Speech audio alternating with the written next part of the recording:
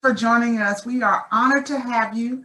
Today is actually Children's Safety Day during Children's Week, and we wanted to just honor you for the work that you have done in this area.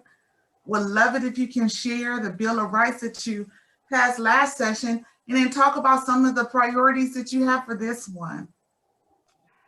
So, you know what, it's funny that you mentioned the Bill of Rights. That was my very first session, and I'm hearing how that's not working in our juvenile justice centers as much as we would like it to.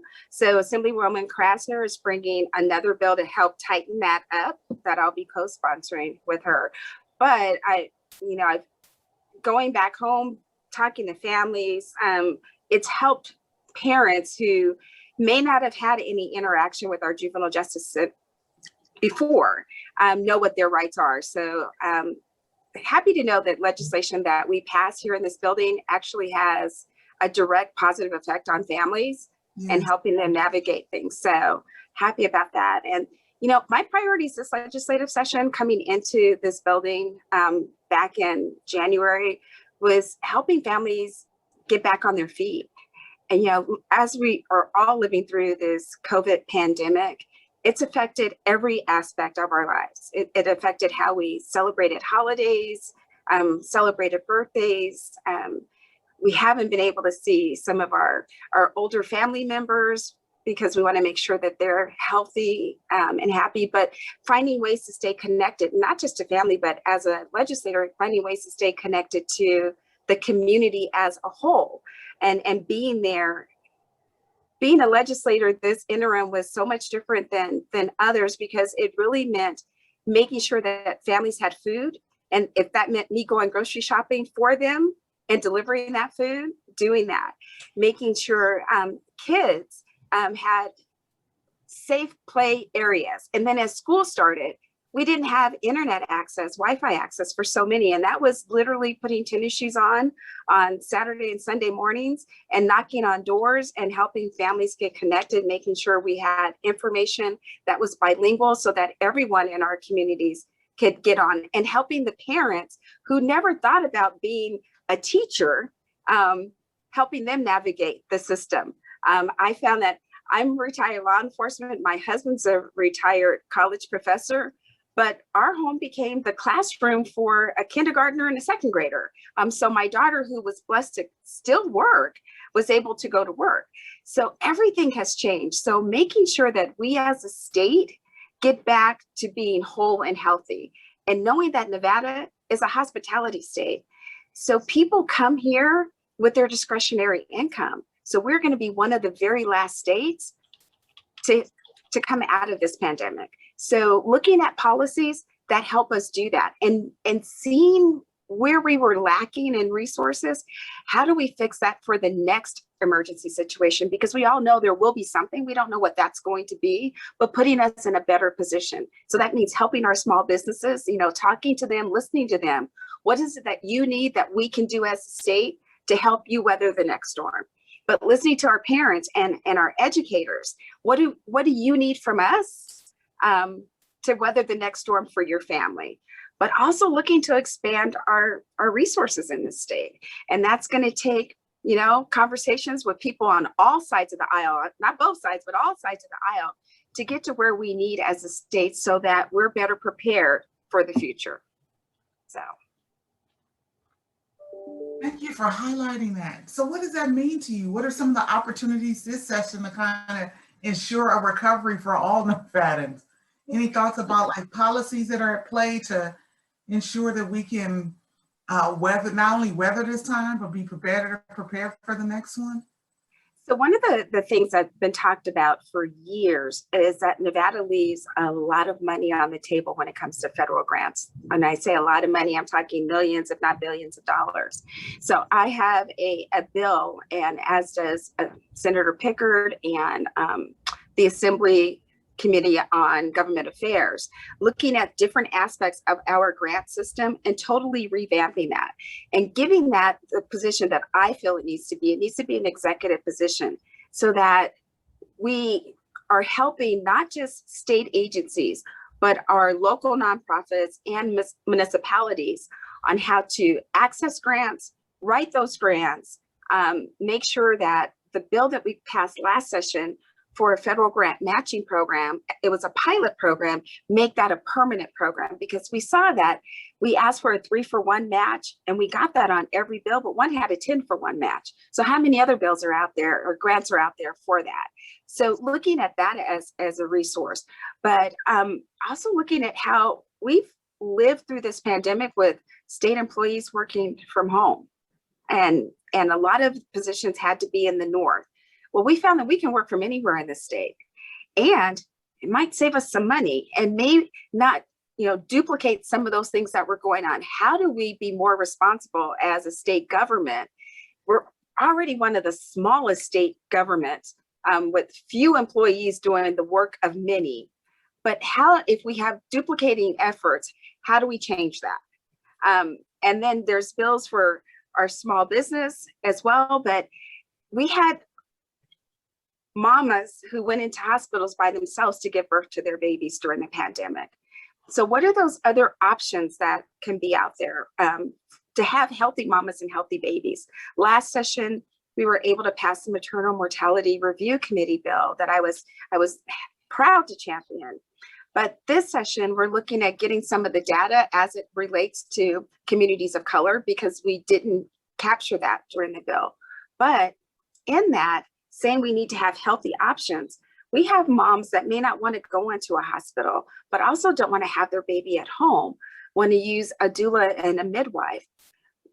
Looking at what the statute says about birthing centers and changing that so that we can expand birthing centers throughout the state, in the north, the south, and the rurals, so that moms have a healthier option if they don't want to have that baby at home, but they don't want to go in the hospital. But also creating a licensure for midwives. In our state, we have the traditional way to be a midwife, and that is wonderful. But there are a group of midwives that say, you know what, we would really like to have a state license and be held to a different standard with higher trainings and have that connectivity with our hospitals and doctors. So if there was an emergency situation, they were able to turn that over. So looking at some of those things this session. I am personally ecstatic to hear you talk about maternal health. There has been a collaborative meeting for over a year and a half called the Strong Start Nevada Prenatal to 3 Collaborative. I don't know if you're familiar with, are you familiar with it, Assemblywoman? I've heard a little bit about it, and you will be excited. A week ago, we, with the leadership of Assemblywoman Michelle Gorlow, we now have a Maternal Health and Women's Health Caucus. So we are looking at legislators that have been working in that area most of their legislative career or have bills this session. And we are building a maternal and women's health caucus so that together we can amplify those bills. And we're looking at some national leadership and some national figures to help bring attention to the work that we're doing in Nevada, hoping that some of the things that we're hoping and praying and knocking on wood that we're able to pass this session becomes a national trend. You have our support, and we'd love to present or share with you what is happening with this initiative. Not only is it a focus on the first 1,000 days of a child's life, there are, we are supporting Assemblywoman Gorlow and Senator Scheibel with a few things that include things like presumptive eligibility, postpartum care, prenatal care, and some of those things. And I see Jeanette nodding her head. Jeanette, you want to add to that discussion? You have like made my whole week, and of course, shot my day through to the moon hearing you talk about that.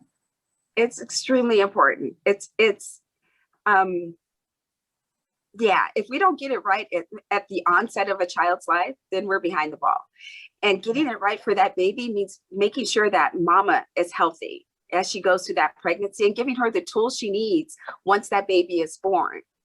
Because not every mom had the best role model of how to be a mom. And we have a responsibility to help those moms as they help their children. So. Oh, are you familiar with the home visiting program? Yes. Yes. Right? Yes. Yes. Yes, Oh, that is an amazing program. And what I love about that is that it helps the moms, but it also helps the dads, because we have a lot of amazing fathers out there that are first-time dads. They're like, I want to do this, but I'm not sure how. And that helps the family as a whole.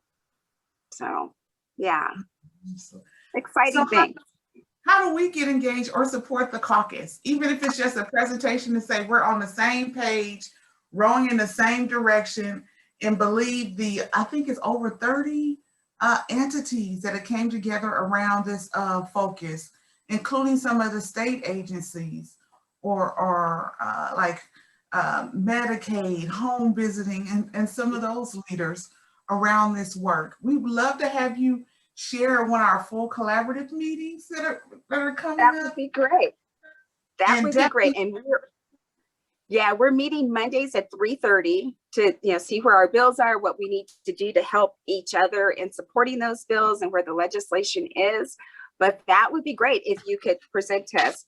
We're small, but we're mighty. So. Well, and we've noticed that the bills are having more and more co-sponsors. I know we were discussing Assemblywoman Gorlow's bill yesterday, and she said it was all women that were sponsors and co-sponsors. So that's very exciting. Yeah, if you put one male legislator's name on a bill, it goes from Assemblywoman to Assemblyman. That's something we need to change. So it is just automatically, if there's one man on it, it changes how that bill comes out. So yeah, so we're going to be kind of protective to make sure when it comes out, it's Assemblywoman's bill. So you taught me something new today. I appreciate that. Yeah, the bills are coming out a little bit slower. I have a feeling we're going to kind of get swamped with all the bills as they come out. So we'll be, no more heels, just tennis shoes to run through and get these bills through. But that's what we're here for, to do the work. I could talk, so I need to be quiet. I'm sorry, hand it over to someone. I think Amanda's like ready. I'm sorry, go ahead, Amanda. That's okay, Assemblywoman. I just wanted to let you know too that our center, so my name is Dr. Amanda Habishulu, and I work at Nevada Institute for Children's Research and Policy. And we are working with the State Division of Maternal and Child Health to do a prenatal gap assessment right now in the state. And it won't be ready until towards the end of the session, but we'll make sure that you get a copy of those results. So that way, looking, to see what comes out of this session and looking forward towards what can be done in the interim or next session, that hopefully that'll be information that you can use in addition to the maternal mortality review and the other data to help determine what some of the next steps might be for our state. Oh, that is great. Thank you. Yes, definitely. And thank you all for the work that you're doing. I've had the pleasure of working with Children's Advocacy Alliance every session I've been in this house, and you have been a great partner for me and for the families I represent and the children in our community as a whole. So thank you for the collaborative work that you all are doing to make sure that our children have a voice in these hallways and that their needs are being met. Thank you. It's a collaborative effort, and we are thankful to have you as a partner in this vision for Nevada's families. Are there others who have comments or questions? I don't know how much longer we have you, Assemblywoman. I'm going to have to go into ways, so. Okay. Well, thank you. If there's something that we can do to support you this session, or anything that's on the horizon where it'd be helpful to have other like-minded, passionate Nevadans sharing the importance or urgency of the work, please be sure to share with us. I will, and I will get you the information about our caucus, and maybe you all could present to the caucus members. It's both Senate and Assembly working together on this. So yeah, that's where you get the policy, when you're all working together. So yes, that is awesome. All right. Well, thank you so much for inviting me. It's so good to see you guys.